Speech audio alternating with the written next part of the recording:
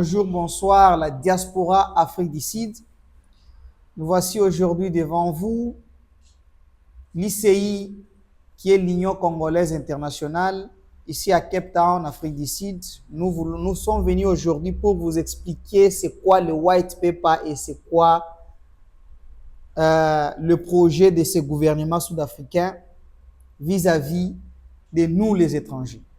Spécialement, nous s'adresser à biso ba Congolais pour biso nde to commentara te en ce qui concerne white paper. White paper oyo ezo visé pour na changer ba loi immigratoire, ba loi pour na ko tia biso na se. Donc eza ba loi moko ya ko bundisa biso. Alors, eza tellement ébélé, mais nous allons aujourd'hui souligner les 10 points sensibles et puis je voulais aussi vous signaler que na commentaire ya lien na commentaire ya YouTube boko kuta tokotie la bino façon nini boko commenter na ba sujet nyonso tokotie en anglais avec des références des articles ya constitution ya Afrique du Sud nanu na convention à Genève ya 1958 ba article nyonso na H7 tout tokotie la bino po biso ba congolais to commentera te.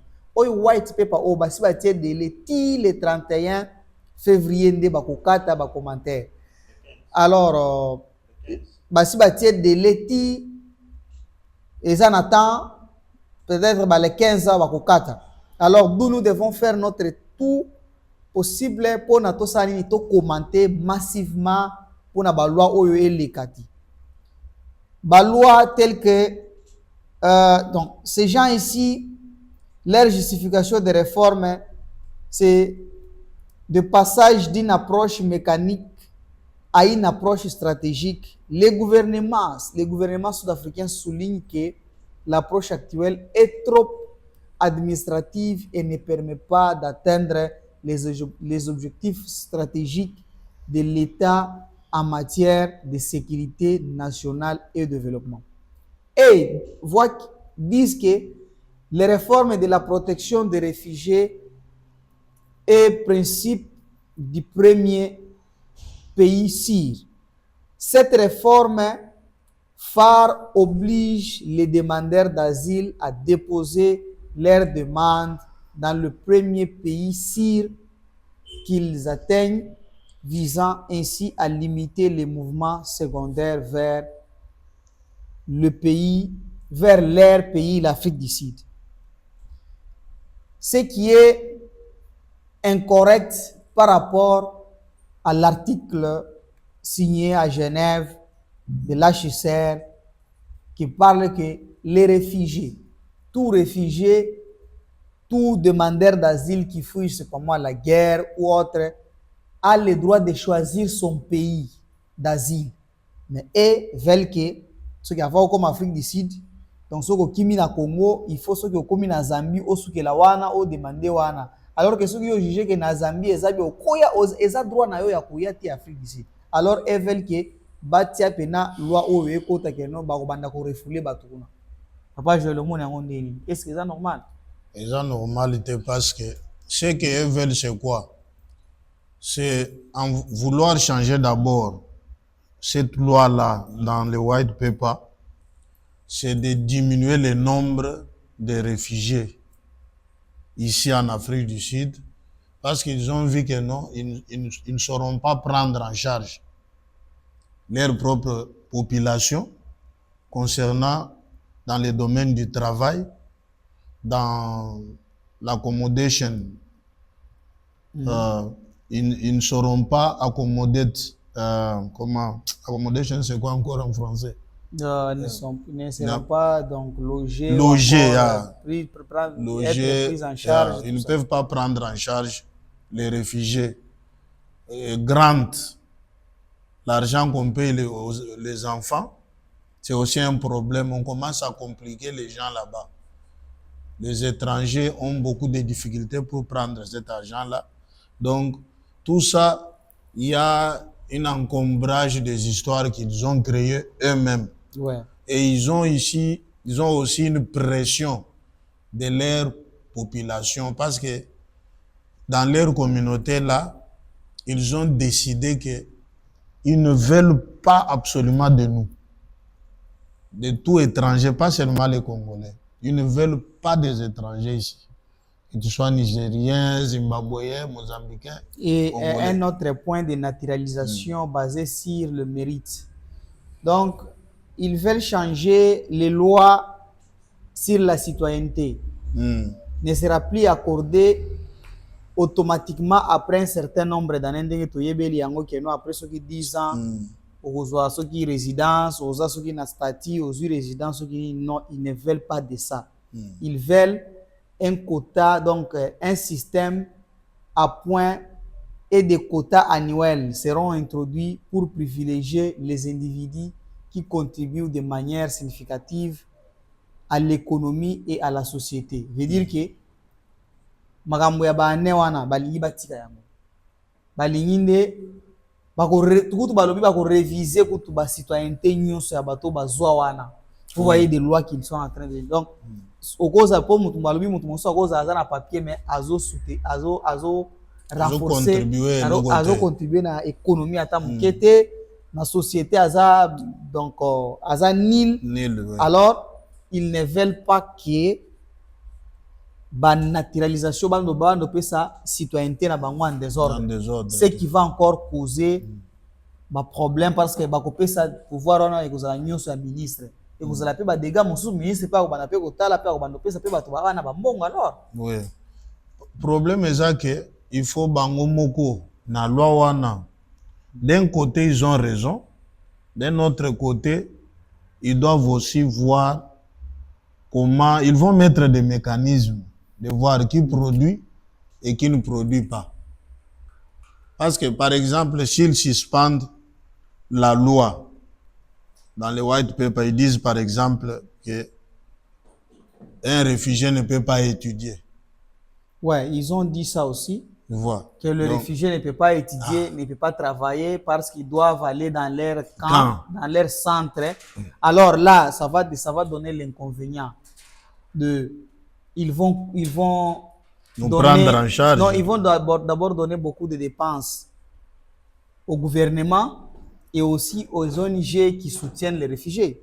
D'où les réfugiés doivent travailler. C'est écrit même dans les lois. Voilà pourquoi nous exhortons à nos téléspectateurs, à tous les Congolais, la diaspora ici en Afrique d'ici, d'aller dans les commentaires, de voir quoi commenter, parce que nous devons vraiment commenter avant que ce white paper ne devienne green paper. Parce que dès que ça devient green paper, ça veut dire que les lois déjà, ça sera déjà accepté. C'est déjà accepté. Mais on voit les Somaliens, les Nigériens, les surtout les Somaliens et les Éthiopiens. Ils commentent. Seulement nous, la communauté congolaise, ils ne commentent pas. Alors nous devons vraiment prendre ces histoires au sérieux parce que si on ne s'intéresse pas à ça, ces histoires aussi s'intéressent à nous. Alors c'est une occasion pour nous de commenter, comme ils disent que non, ça ne sera pas encore automatique, genre se marier avec une Sud-Africaine ou bien se marier avec une Sud-Africaine, vous aurez la résidence. Ce n'est plus comme ça. Papa, ils sont devenus d'abord quoi? Des anges. Quand tu vas marier une Sud-Africaine, elle va commencer à mettre au monde des diamants, des cuivres, de l'or. Donc, ouais, il y a certaines choses, ces gens ici se croient être dans un paradis. C'est pourquoi on fait ça seulement parce qu'on est ici avec des petits intérêts. C'est pourquoi on exhorte à nos frères qui sont ici de commenter dans ça, pour que ça ne passe pas. Parce que si ça passait... Si ça passait, donc ça va perturber beaucoup de choses. Ouais, franchement. Ouais. Donc nous serons dans... Mais ça va encore mettre le gouvernement dans une incertitude quelconque. Ils ne sauront pas contrôler qui est qui. Et puis, eux aussi veulent aussi sortir dans la convention de Genève, en partenariat avec les HCR. C'est aussi un grand danger dans les relations internationales. Mais pour qu'ils quittent, moi je vous assure, le gouvernement sud-africain ne quittera pas cette convention de Genève là. Pourquoi? Ils ont l'intérêt là-bas, au moins. Les HCR payent au gouvernement sud-africain plus de 500 millions de dollars. Moi, j'ai lu ça. Ils payent plus de 500 millions de dollars. Donc, ils ne peuvent pas perdre. Ils ne peuvent pas perdre les 500, si c'est 60 millions de dollars pour des xénophobes quelque part qui mettent la pression, qu'ils soient ministres du gouvernement, qu'ils soient quoi. Non. Ils ne peuvent pas faire ça. Même s'ils arrivaient à faire ça. Nous sommes ici. Nous avons travaillé. Ils doivent organiser les services de rapatriement dans bonne uniforme avec nos biens qu'on a gagnés, les fruits de notre travail. Nous rentrons chez nous.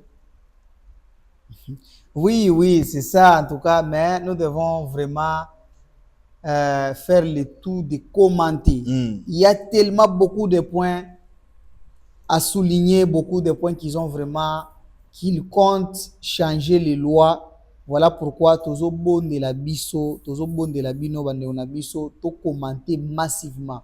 To commenter, botala na commentaire wana, botala ba lien, botala ba commentaire nyonso oyo oko commenter kozala na anglais yo kozala o salika o copier selon ba article o copier au fait faut tinda ngope na congolais ni groupe musoeza ya tokotinda tindela bango ba groupe nyonso ba yeba façon ya commenter poso toko batna ba commenter individuellement après toko commenter le score ya ba organisation chaque organisation commenter puis toko taper ensemble na ba organisation nyonso pe to commenter to signer pour na ba loi na elekate poso ba loi eleki et ko fina vraiment mais je ne pense pas que koleka oui et loko basali eza honnête balobaka tozela ye bazobenda singa po alemba donc bato bazotia pression c'est le groupe de Doudoula bato ya UDM ils étaient là groupe ya politique donc batie bango na sens wana moni eza gouvernement eko kase bango ba moko boye te yango batie système ya white paper.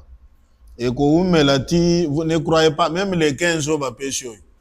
Au moins, il commis les 15, non? Et que bongo, ti oyoka kaka no, ba shifter les sous.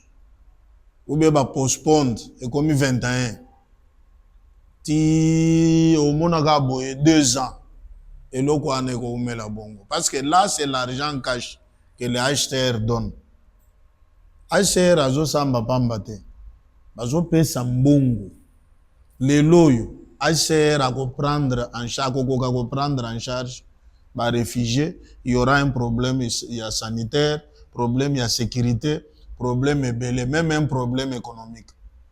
Ba compagnie ebele banda ko nyonso zo mona o banane ba bando fanda na banda mbongo oyo ba ko perdre les Sud-Africains d'ailleurs et même ne payent pas les loyers si comme par exemple je paye 5 000 place na ofanda yo 5 000 quand ndenge toza boya soki 4 personnes déjà 20 000 rende ki si nous avons sala ngo sikoyo fois 1 million de personnes au moins combien d'argent oyo d'abord na accommodation o bango ba ko perdre sikoyo biloko akolia ba Shoprite ba petite moyenne entreprise ba business privé to sala biloko ezopola eza na ferme kuna on ne voit pas des Sud-Africains qui vont là-bas, ba spinach, ba cabbage, ba nini, ba bazo sa kuna na ferme, qui vont aller travailler là-bas.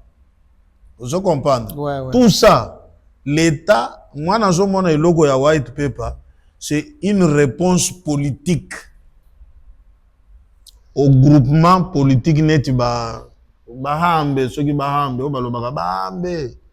Et puis na bakende na ba Doudoula. Ba Doudoula wana. Et si bango réponse que toche white paper to voter boye to ko sala bo ba Doudoula pe bazo lobela ngo makasi ba bazonga chez bango il devrait être c'est comme qui dirait biso to ba Sud-Africain ba chez biso te au monier loko wana c'est pourquoi c'est parce que j'ai dit à mes frères qui sont au Congo il faut commencer à commenter aussi que bandeko na bino baza na kamoa mining ba mususu baza na ba business bazo sala ba commenter ya na Kinshasa na yebi au moins 3 couples il y a différentes couples ba Sud-Africain babala kuna ya basi ozomona voilà pourquoi et aussi donc, au Congo aussi doivent aussi commenter pour dire qu'ils ne font pas souffrir nos frères qui sont ici et nos sœurs. Ne croyez pas qu'il n'y a que vous qui avez un pays. Vous aussi, nos chefs ici sont des Sud-Africains de là. Nos chefs ici à Kamoa, mining, à Tank, tout ça, Congolais, tout ça, à Lubumbashi, partout là, à Kinshasa, tout ça. Il faut beaucoup commenter, peu il est bisabango qui était. Bazaka bon il a bango konate. Nous avons aussi vos frères ici. Et bongo guerre, ce qui est côté Namboko. Une déstabilisation parce que où ils ont paradis, ce qui guerre est côté. Ils vont aller se déverser au Zimbabwe, non? Ils doivent aussi appliquer la politique du bon voisinage. Ouais. Yangwana toujours exhorté peuple sud-africain pe tolingi bino mingi oza bandeko na biso mais la haine na bino eleki trop. Bon meka ko changer, vous êtes en train de semer quelque chose oyo bana na bino ba ko récoltaka un jour. Yeah. Et loko wana toujours yebisaka bino chaque jour. Boza spécialité. Boza spécialité que boza ba tumoko soki to compter pe na ba intellectuel na mokilo yo. Bon, ngana bona ngakoloba mingi na makambo ya ekomi po ekomi okende lenge mususu. Premier xénophobie, bobomi. Deuxième, bobomi. Troisième, bobomi total abino. Maintenant, ekomi xénophobie étatique. Ekomi na papier oyo lobby à réfugié. La Convention de Genève lobby bien que tout réfugié a le droit d'étudier, de travailler, d'étudier et d'aller dans un pays où il y a lingi kokende. So nga na poni ke na en Afrique du Sud pour une raison ou une autre raison. Et ça a raison politique te. Yoko yo son sana na Zambie te. Natali ke éducation na Afrique du Sud des abia. Na ke autant en Afrique du Sud. So ki na lobby ke Zambie, na ke Zambie, so ki na moni ke Zimbabwe, na tikali na Zimbabwe, mais si en Zambie il y a une crise. Na ya d'abord Edouard Lungu na président Kainda Chileme bazalaka na conflit politique. Yeah. Je ne pouvais pas me réfugier là-bas. Au comme na Zimbabwe boye Mugabe a eu coup d'état. Tu connais kofanda wapi? J'étais obligé à aller en Afrique du Sud. Ozomona par exemple wana, c'est un exemple typique. Et loko wana eza infondé makambo na bango bazoluka ko changer loi wana. Bo pesa bango exemple wana. Yeah. L'Afrique du Sud, c'est un pays stable. Yangwana tozali awa. Batika loi ndenge ezali. Banda bana na biso batanga. Est-ce que tozui misala nyonso? Tosilisi ba diplôme nyonso, non? Et plutôt fandara boto tanga te to sala te. Est-ce que bakolie sa biso? C'est ça. Bakolie sa biso te. Soki babandi, soki ACR les lois lobi ke azwa ba réfugiés en charge. Bokoyoka lisusu jalousie. Parce que ACR ekocha ba hôpital ekocha ba classe ekocha makambo ebele. Jamais que batu batanga te. Et puis nous sommes déjà un peuple to fandia to yebi système économique. Business okomona quand ya ba réfugié ekokoma mo productif bakocha ba bango wana. Que ekoleka kutu nyanga. Yeah. Parce que quand wana ekokoma lokola un autre cité lokola Nyanga ou bien lokola nini Philippe ekokozala munene bakotonga soki ka etongami ba business ba boutique bandi okota ba Camerounais bazawana ba Congolais bazawana ba Nigériens bazawana tout le monde sera là. Est-ce que vous ne croyez pas que ba banque ekoya ko chawana soki banque ekoti ba ATM ekoti McDonald's ekoti wana ba Nando sekoti ba mole kokote si les commis cité ba ko chango ko moni cité des réfugiés sud-africains ils viendront nous chasser là-bas. Non, la police est goya wana pour la sécurité. Donc et loko ezo sala moza c'est une distraction totele melango tango moni loi oyo yake kotanga te ko voter loi wana te lobate oyo te za mabe. Atika study employment in South Africa il faut allowed. Yangana tokotia ngona ba commentaire donc batuyo okeka na commentaire wana otangi okokuta ba réponse nyonso ya selon ba sujet nyonso ekozala pe wana accompagné na ba article yo okie kaka opeste ocopier okie opeste kuna ocommande papa baketi na l'église ya balobi non. ba église bafi bakanga baba banopesa ba visa ya ba pasteur te bakanga ba église tous les églises des étrangers seront fermées. Aucun étranger akozala allowed koya ko fongo l'église te. Pourquoi? Parce que bazo senga ba dîme exorbitant, bazo somba mituka minene, bakomi ba boss, bakomi bona boy. Mais bazo yeba ke te ke na constitution na bango ya mboka. Église eza organisation non gouvernementale.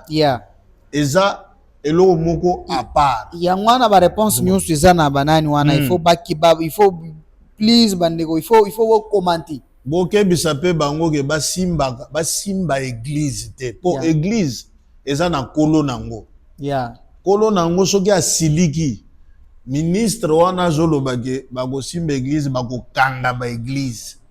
Kasi soki étranger nzambe mutu atindi donc okozala na problème ya nzambe o mutu atindi voilà. Donc avant kutu yo sala eloko wana okolala boye ta mususu okolamuka te.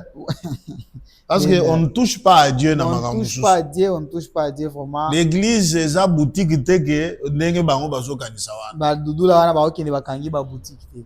Alors vraiment bandeko na biso bokota na ba commentaire, boza ba commentaire wana bo copier, bo peste kuna. Nous devons commenter massivement, commentons massivement pour na ba loi oyo elekate parce que ça sera vraiment un danger pour nous.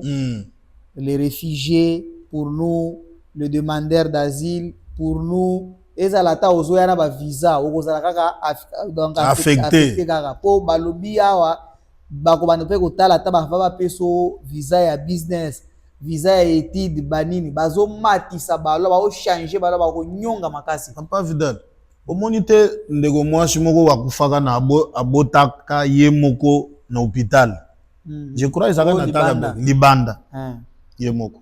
Mais basi bafandi na bango kabo bazo boyela na bana ba réfugié bakende ata kotanga balobi te na ba club na classe na bango te donc ba kotanga na deben eloko ane salami bake ko attaquer bana na classe. Il faut mwana komi frustré, komi traumatisé.